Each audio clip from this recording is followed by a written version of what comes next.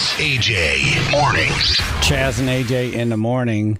This is in our studio right now, one of the members of the tribe who happens to be famous. He's a military author. He served in Desert Storm. Thank you for your service.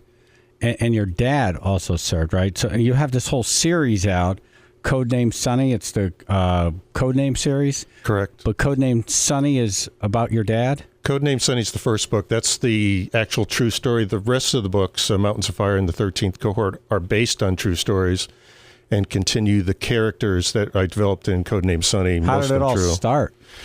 99 to 2000, my wife and I decided to hang out with my parents for New Year's Eve, and we went out. We had a blast. Went to the Polish League of American Veterans, had a blast dancing with 70, 80, 90-year-olds, went back to the house, and my dad had taught in the Catholic schools for free computers, and I said, Dad, why don't you just retire?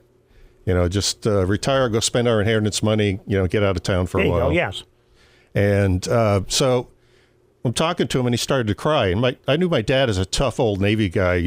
Met my mom at the sub base, New London, and she was the admiral secretary and that kind of thing. And I said, what's up? And he goes, he told us the story of a 10-year-old Jewish girl that had died in his arms when he was in France behind enemy lines as part of Patton's fake invasion of Pas-de-Calais, which they were delivering radios to the partisans to fake the Germans out to stay in Pas-de-Calais. And because of that, there were only 3 German divisions in Normandy because Hitler thought we were going to land in Pas-de-Calais. It's the shortest distance between England and France. And we were stunned. He hadn't even told my mother for 50 years. Your dad was part of a major psych out. But yeah, he was. And he was only 16 years old when he did it, going on 17. And my grandmother's... What? Yeah, my grandmother's French-Canadian. So he spoke fluent French, and they asked for volunteers. He worked at the Putnam State Guard at that time. There was no National Guard. And all the guys had gone off to war. And the 16 and 17-year-olds were in there pretty much learning how to fight because they were next. They were next in line. And so it stunned everybody when we were in the room. And I said, why didn't you ever tell us? And he hadn't told my mother in 50 years. They were married 50 years when she... So she never knew? Never knew. Never knew. And that's typical with the World War II guys is they didn't talk about it. I was in Desert Storm and I was in Iraq. I saw a lot of things I'll never repeat. I mean, who wants to talk about, the worst time of your life and repeat it? And a lot of these guys over and over. And we didn't know about PTSD at that time. And that was something that developed over Vietnam and subsequent wars and that type of thing. So, like I said, why didn't you ever tell us? And he said, if I'm still here, they're still here. And if you remember, about 2 months ago, in Germany, they arrested a former SS concentration camp guard who's 93 years old. Yeah. Oh, yeah. Yeah. And so they're still around. Wow. They're still around. So he kept it quiet for a good reason. Yeah. But so amazing. He was 16, part of the fake invasion to keep troops over there. So Normandy would be a success.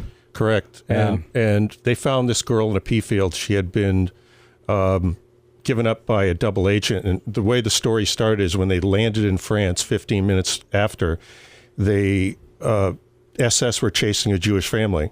There's a camp called Drancy in Paris. They were going to bring them there. Then they would send them to Auschwitz or Buchenwald or whatever the other concentration camps were. And the SS just killed the parents, and they were about to kill the little girl, and the partisans fired on the SS and killed them. In those days, you didn't do that without major repercussions. There's a town called Ordre-sous-Glane in northwestern France that they wiped out the entire village because they thought there were weapons there.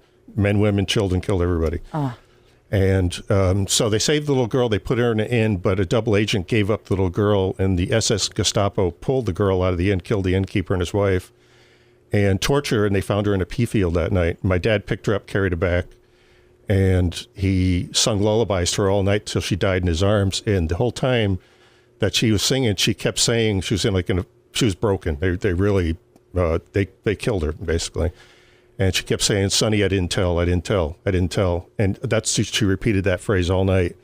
And that's when we understood that why Dad took care of kids for many, many years. Wow. Unbelievable. Yeah. And that's how the whole book series started with you. Right. Codename Sonny's the first one. And I wrote the book Past, Present. The past is the actual true story, and every other chapter is the present. And I put that in quotes, they found us. So and the whole spy series continues, and Jack and Emily and there, me and my wife Kim. So yeah, if you talk to us for 5 minutes, you understand the conversation that goes on in the books. Well, if the Germans figured out what your dad and others like him were doing over there, Normandy may have had a whole different result. They may have been prepared, had more than 3 divisions over there. Oh, yeah. They had 30 German divisions in Pas-de-Calais, a lot of SS divisions. There were only 3 in Normandy, and 3 Panzer divisions backed them up.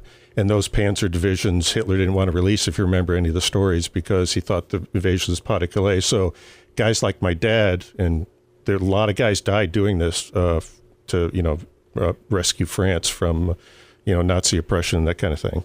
Well, hats off to your dad and that whole generation, man. Some badass dudes there. Then thank you for your service in Desert Storm. Thank you. Yeah. Yep. Yeah, I appreciate you coming on. It's Kenneth Potty. I'm sure you got your ass busted for that name, right? Once or 3 times. Just once. Tough. Yeah, but Just look, once. you turned out to be a badass. Right. That name served Once. you. Right. Yeah, only happened once. Only once. We took care of him. Right. Well, we're not going to announce it, I think, until tomorrow, but we have something for the veterans that we're going to be doing. Very exciting, and we're just so appreciative of everything you guys and girls do, so thank you. Yeah, I'd like to go to that, yeah. Excellent. Cool. All right, so we're going to link up to your site on our site so people can get this book and find out more about you. Cool. Hey, thanks, brother. Chaz, AJ, mornings.